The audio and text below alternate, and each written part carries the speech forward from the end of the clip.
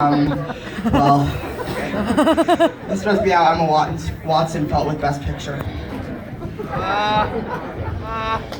Wow, did anybody ever notice how weird their own voice sounds on microphone? Okay, never mind, I'm getting off topic. Okay. Hello everyone, I want to truly thank each and everyone for coming tonight. Now, I know from experience, speeches can get a little long, so I'll try to keep this short and concise. I apologize if it gets a little long. Slow down. I'm not even starting, I'm telling you to slow down. Okay.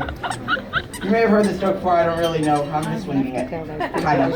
So, a chazan, a rabbi, and a president of a shul are walking to shul on Erev Yom Kippur. They get kidnapped. The kidnapper says to them, you guys can each have one last wish.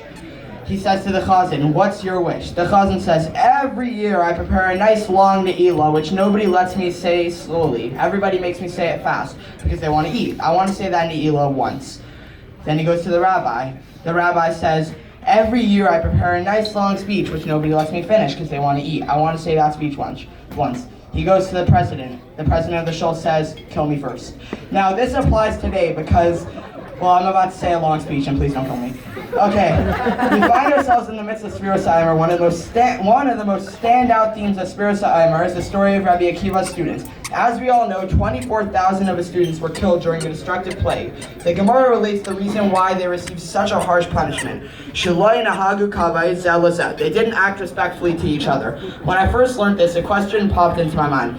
From a young age, we all know the 12th second that the Rebbe instituted to say. The 10th one says, Rabbi Akiva Aimer, Rabbi Akiva says, Rabbi Akiva says you should love your fellow as yourself is a basic principle of the Torah.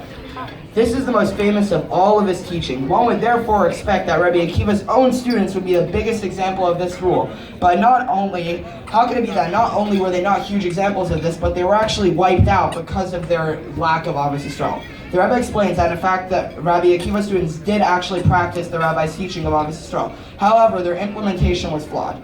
Our Rebbeim have said, just as every person's face is different from the face of his friends, so too every person's mind differs from his fellows. When the 24,000 students of Rabbi Akiva studied their master's teaching, the result was 24,000 different ways of understanding. Ask my teacher. Had Rabbi Akiva's students loved each other less, this would not have been a big deal. But because each loved his fellow as he loved himself, he felt he had to correct their friends' mistaken thinking and behavior and to teach them the true meaning of their master's words. That was their mistake. Hashem specifically created people differently. Being that everyone has a unique perspective, our job is not to force our opinion onto others, rather to try and listen to them and see how we can learn from their unique perspective and to incorporate it into our own understanding. All of you who know me are aware that I have many, many opinions, and I'm not shy with sharing my opinion with anyone or anything that is able to hear opinions. True.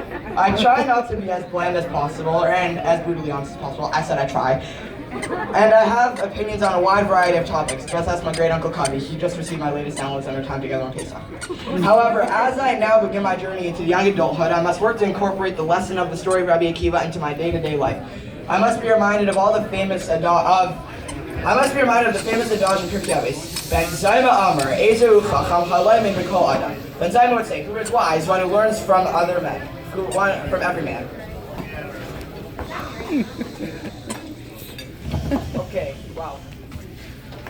As you know, I have a lot of relatives, so bear with me. I'll start with Ashes. Firstly, I'd like to thank Bubba for coming all the way from Australia. I know there's a lot. Oh wait, there's more. You're the best great-grandmother I could possibly ask for, and you're the only one here besides my parents that I can say has truly known me from the moment I was born. Thank you to Covey, Jennifer, and their kids. Thank you to Penny and Ruth, Karen, and Yossi, Lisa, and Zach, and all their kids, and Josh for coming. Much appreciated. Josh. Thank you to Rachel, Miriam, and her kids, Shimmy and Chavi, and their kids, and thank you also, a special thank you to Shimmy and Chavi for hosting us for Pesach. It was wonderful. Thank you to Rivka, Taiva, to Uncle Maishi and Anchaya. Thank you to Mendy and Yossi, and last but definitely not least, thank you to Zadie and Bobby for coming. You're both wonderful grandparents, and I very much appreciate the fact that you're able to make the trip. Now the Goldbergers. I would like to thank Gitty and Itchik and all of their kids for coming. I really appreciate it. Thank you to Shimmy and Rena and all their kids for coming. Thank you to Shani, Mendy, and their kids. Mushka and Yankee and all their kids. Thank you to Menachem for coming. And before I move on, a special thank you to Brian Kolarski, Aiden Ever, and Mike Schultzberg for not destroying my bar mitzvah yet. Thank you to Bubby and Zadie Goldberg for coming to my bar mitzvah. It means a lot that you guys can make it your awesome grandparents. I love you all. Slow down. I'm going okay. I'm going at a normal speed. Please. Chill. Seriously. I'm sure aside from you, everybody else wants me to go fast. I want to thank Miriam and Svi Gordon also for coming in. It means a lot to us. Now for the locals. I want to thank the entire Grossman family for being our LA non-related family and always opening up your home to us. I want to thank the local Kolarskis and Embers for being the best neighbors. Oh my God. For being the best neighbors and best cooks. I want to thank Yankee Benjaminson for being an awesome uncle. I want to thank Connie Critch for being an awesome man, and I wanted to give a special thank you to Zadie and Nana and Zadie, whatever, for coming, and a special thanks to Nana for making my beautiful tefillin bags. Hey, I'm slowing down. Guys, I will slow down. And for my father's benefit. And thank you to Jacob and JJ for being amazing brothers. You're the best I can ask for. Thank you to Mia for being an amazing sister, and thank you to Many/Abe #Menster.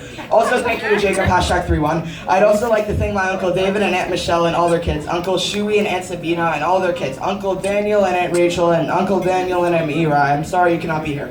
Thank you to my wonderful classmates for dealing with me for 8 whole years and years to come. Now, a special thank you to Ellie for being the best stepdad I could ever ask for. I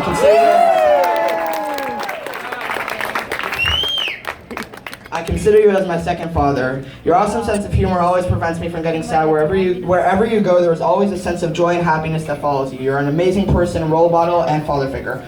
A special thank you to my amazing mother for putting this whole thing together.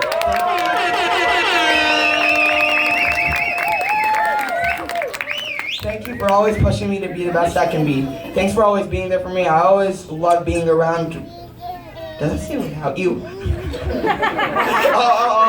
Comma. I always love when I'm around you. Without you, I would never be able to be the person I've become. You're always there to guide me, and without you, I can never be here. And lastly, but definitely not least, thank you to my father. No amount of words can possibly describe how amazing of a father you have always been. I enjoy going to the gym with you because it's just me and you. You're always there, even when I'm at my mom's house. You're amazing, you're nice, you're smart. You're everything I could possibly ask for and more. Thank you for teaching me that no matter what, the 2 most important things in life are that I'm a mensch and that I'm happy. Now, love is not a word to be used lightly. It is the strongest emotion in my opinion. So it is with the utmost sincerity that I say that I love you 3. Thank you for being like a great GPS guide.